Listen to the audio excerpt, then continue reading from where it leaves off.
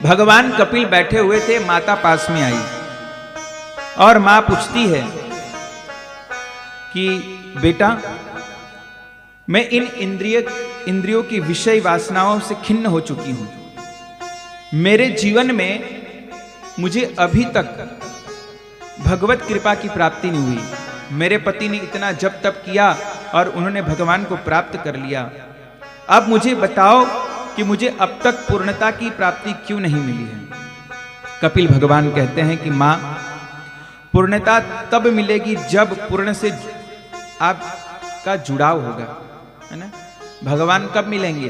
बोले जब भगवान के पास आप जाना चाहेंगे। तो परमात्मा से जुड़ने के लिए क्या करना पड़ेगा? बोले सत्संग करना पड़ेगा। सत्संग करने से भगवान को जाना जा सकता है, भगवान को पाया जा सकता है। बिनु सत्संग विवेक न हुई, राम कृपा बिनु सुलभ न सोई। पर बोले संत कैसे होने चाहिए, तो संतों के लक्षण बताए। बोले आज तो कलयुग में इतना पाखंड बढ़ गया है कि लोभी कुरु लालची चेला, दोनों नरक में ठेलम ठेला। किसको हम गुरु माने और किसको हम संत कहें? कपड़ा एक है, रंग अनेक हैं, ऊपर से कुछ और अंदर से कुछ और, इसलिए लक्षण बताए। कपिल भगवान कहते हैं तितिक्षवः कारुणिकाः सूरदयः सर्वदेहिनां अजातशत्रवः शान्ता साधवः साधुभूषणाः। तितिक्षवः यानी कैसा होना चाहिए? सहनशील होना चाहिए। फिर कारुणिकाः कैसा होना चाहिए? दयालु होना चाहिए। सारे देहधारियों के प्रति समभाव रखना चाहिए। अजात शत्रवः शांता, अजात शत्रु, उसका कोई शत्रु नहीं संसार में। शांत स्वभाव का होना चाहिए। कुछ भी उसको सम्मान दे दो तो भी कोई बात नहीं, अपमान कर दो तो भी कोई बात नहीं, मालपुआ खिला दो तो भी कोई बात नहीं, और सूखी रोटी दे दो तो भी कोई बात नहीं, महलों में ले जाकर सुला दो तो भी कोई बात नहीं, और झोपड़ी में रख दो तो भी कोई बात नहीं। और साधुता होनी चाहिए।